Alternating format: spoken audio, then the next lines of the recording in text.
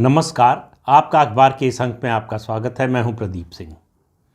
मालदीव की नई जो सरकार नवंबर 2023 में चुनी गई है, मुइज़्ज़ू जो उसके राष्ट्रपति चुने गए हैं, वो चीन समर्थक माने जाते हैं।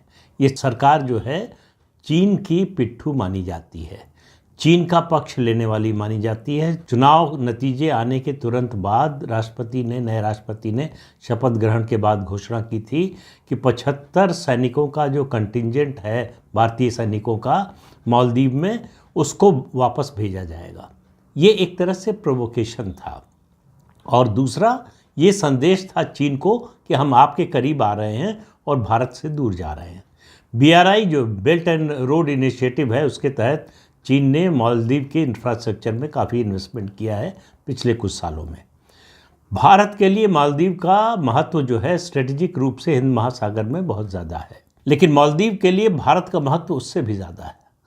भारत हर संकट के समय मालदीव के साथ खड़ा रहा है, चाहे प्राकृतिक आपदा हो या फिर अंदरूनी संकट हो। आपको याद होगा जब मालदीव में कुछ नेताओं ने सेना के साथ मिलकर तख्ता पलट करने की कोशिश की, तो भारतीय सेना ने जाकर वहाँ पर, वायुसेना और सेना ने जाकर वहाँ पर सरकार को बहाल कराया था। कोरोना के दौरान बड़ी मात्रा में मुफ्त वैक्सीन मैत्री के कार्यक्रम के तहत प्रधानमंत्री नरेंद्र मोदी ने मालदीव भेजा।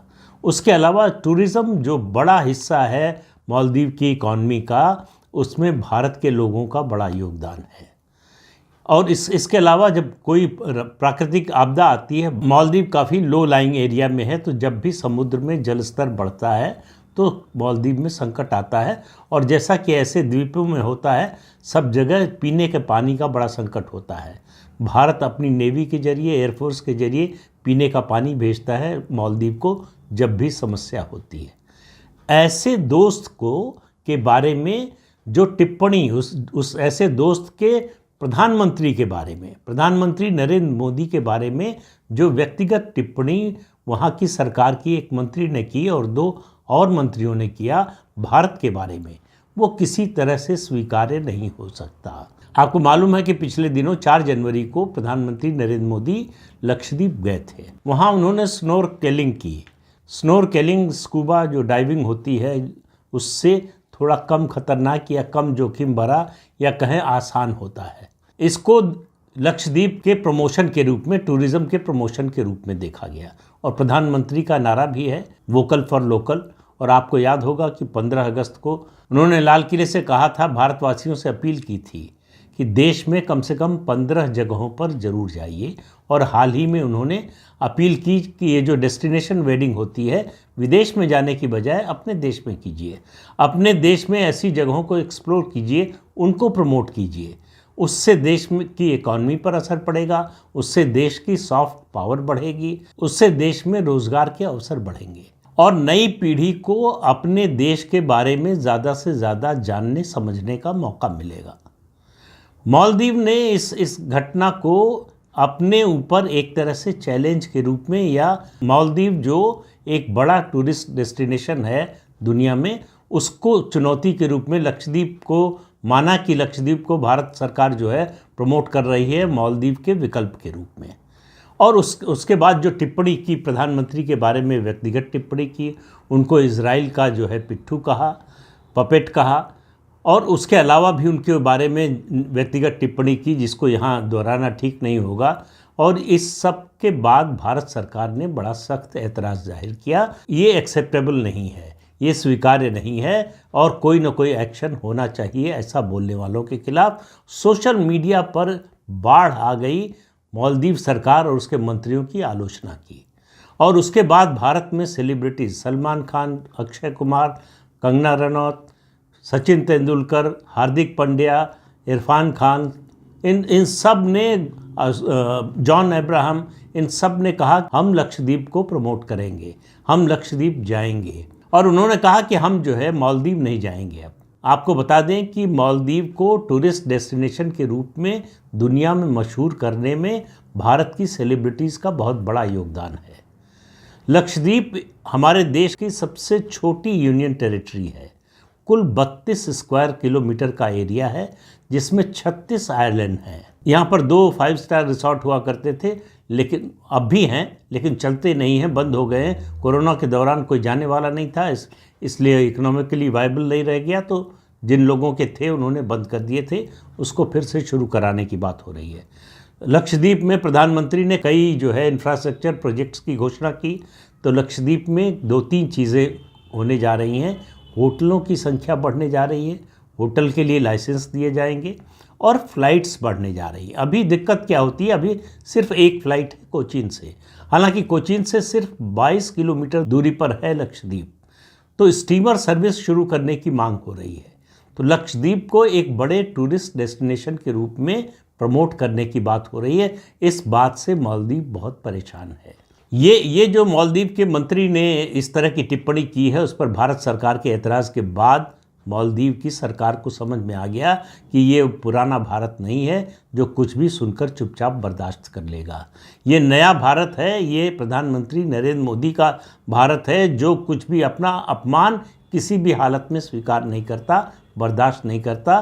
देश की प्रतिष्ठा से समझौता नहीं, क्योंकि टिप्पणी भारत के बारे में भी की गई थी कि भारत के लोग अनहाइजीनिक होते हैं, वहाँ के होटलों से बदबू आती है, सफाई नहीं होती है, तमाम तरह की इस तरह की बातें कही गई थी कि वहाँ कौन जाएगा। नतीजा क्या हुआ? अब चूँकि बुकिंग हो चुकी थी मालदीव के लिए, जिन लोगों की, जिन भारतीयों की, वो बुकिंग तो कैंसिल नहीं हुई, एयरलाइंस और होटल की बुकिंग, पैसा सारा कट जाता। लेकिन वहाँ के टूर ऑपरेटर, यहाँ जो टूर ऑपरेटर जो बुकिंग करते हैं मालदीव की, उनका कहना है कि कोई नई इंक्वायरी नहीं आ रही है, यानी कोई नया टूरिस्ट मालदीव जाने के लिए कोई पूछताछ नहीं कर रहा है, जाने की बुकिंग कराने की बात तो दूर है। मालदीव की जो इकॉनमी है उसका एक बड़ा हिस्सा जो है उनके टूरिज़्म से आता है, और मालदीव का जो लक्ष्य है 2028 तक का कि 35 लाख टूरिस्ट दुनिया भर से आए हैं, और इन 35 लाख टूरिस्ट में से 8 लाख जो है भारतीयों के आने की उनको उम्मीद थी, जो अब नहीं होने वाला है। इसमें ये संख्या कम होने वाली है, कितनी कम होगी ये आने वाले समय में पता चलेगा, लेकिन बड़ी संख्या में लोग जाने का इरादा छोड़ने वाले हैं, क्योंकि जिस तरह से रिएक्शन सोशल मीडिया पर आया है प्रधानमंत्री और भारत पर टिप्पणी के बाद मालदीव के बारे में, मालदीव की सरकार की हालत ख़राब हो गई है, वो घुटनों के बल तुरंत आ गई। तीनों मंत्रियों को बर्खास्त कर दिया गया है और कहा गया है कि इससे मालदीव की सरकार इनकी बातों से, इनके बयानों से सहमत नहीं है, ये इनके व्यक्तिगत बयान थे, और मालदीव की सरकार ने सख्त एक्शन लिया है, और आगे भी ऐसा बोलने वाले, कहने वालों के खिलाफ एक्शन लिया जाएगा। तो चीन के दम पर जो नई सरकार कूद रही थी, उछल रही थी, उसको 24 घंटे के अंदर पता चल गया कि नए भारत की ताकत क्या है, और उनको जो है एक तरह से सरेंडर करना पड़ा, एक तरह से घुटने टेकने पड़े भारत के सामने कि हम आपसे मुकाबला नहीं कर सकते, आपके सामने खड़े नहीं हो सकते। भारत देखिए, भारत को सेना भेजने की ज़रूरत नहीं है, हालांकि वहाँ सेना जाती रहती है हमारी जब भी मालदीव को ज़रूरत होती है, लेकिन हमारे पास सॉफ्ट पावर है, हमारे पास कंज्यूमर हैं, हमारे पास टूरिस्ट हैं। टूरिस्ट डेस्टिनेशन पर अगर टूरिस्ट नहीं जाएंगे वहाँ, तो आप समझिए कि क्या होगा। एयरलाइंस पर असर पड़ेगा, टूरिज़्म इंडस्ट्री पर, होटल इंडस्ट्री पर, और वहाँ की लोकल इकॉनमी पर असर पड़ेगा। इस सब का असर मालदीव सरकार के लिए भारी पड़ने वाला है आने वाले दिनों में। अब मालदीव सरकार की कोशिश है कि इस स्थिति से किसी तरह से उबरा जाए, इस स्थिति को किसी तरह से सुधारा जाए। भारत भी मालदीव से संबंध खराब नहीं करना चाहता, लेकिन वो ये संदेश जरूर देना चाहता है कि भारत को हल्के में मत लीजिए। चीन से आपकी दोस्ती है, बड़ी अच्छी बात है, लेकिन अगर हमसे दुश्मनी का रुख अपनाएंगे, चीन की कीमत पर या चीन के इशारे पर इस तरह की कोई कोशिश करेंगे, इस तरह की टिप्पणी करेंगे, भारत के खिलाफ बोलेंगे, तो उसका खामियाजा आपको भुगतना पड़ेगा। क्योंकि भारत ही एकमात्र देश है जो मालदीव के हर संकट के समय उसका साथ देने के लिए, उसकी मदद करने के लिए तैयार रहता है। ये पिछली सरकारों में जो नेता थे उनको ये बात समझ में आती थी, इसलिए उन्होंने भारत से संबंध कभी खराब नहीं होने दिए। लेकिन ये सरकार जो है वो मुइज़ू जो है, जो नए राष्ट्रपति बने हैं, वो चीन समर्थक माने जाते हैं। उनके मंत्रिमंडल के साथियों को लगा कि चीन को खुश करने का एक तरीका है कि भारत के प्रधानमंत्री को और भारत को अपमानित किया जाए, उनके खिलाफ अपशब्दों का इस्तेमाल किया जाए, और उन्होंने ऐसा किया और उसका नतीजा उनको भुगतना पड़ा। आने वाले दिनों में मालदीव के लिए स्थिति और ख़राब होने वाली है, क्योंकि भारत सरकार जिस तरह से लक्षद्वीप में टूरिज़्म को डेवलप करने जा रही है, जिस तरह से इंफ्रास्ट्रक्चर वहाँ पर उस बढ़ाने की तैयारी हो रही है, तो लक्षद्वीप को मालदीव के एक विकल्प के रूप में न चाहते हुए, भारत की ये स्ट्रेटजी न होते हुए भी लक्षद्वीप मालदीव के एक विकल्प के रूप में, टूरिस्ट डेस्टिनेशन के रूप में डेवलप होने जा रहा है, और इसमें ज़्यादा समय नहीं लगने वाला है। प्रधानमंत्री जिस स्केल पर और जिस स्पीड से काम करते हैं, उससे आप मान कर चलिए कि ये काम बहुत जल्दी होने वाला है। इसमें आमतौर पर जो टूरिज़्म इंडस्ट्री से जुड़े हुए लोग हैं, उनका मानना है कि ये सब बदलाव आने में 1 साल का समय लगेगा, लेकिन भारत सरकार की और मोदी सरकार की काम करने की जो गति है, उसको देखते हुए लगता है 1 साल का भी समय नहीं लगेगा। तो मालदीव के लिए चीन से दोस्ती, उससे ज़्यादा भारत का अपमान, ये महंगा पड़ने जा रहा है। मोदी सरकार ने बताया भारत की ताकत बदल चुकी है, भारत की छवि बदल चुकी है। मोदी भारत के प्रधानमंत्री ही नहीं हैं, ग्लोबल लीडर हैं। पूरी दुनिया में उनकी प्रतिष्ठा है। उन्होंने पूरी दुनिया में भारत की प्रतिष्ठा को, मान सम्मान को बढ़ाया है।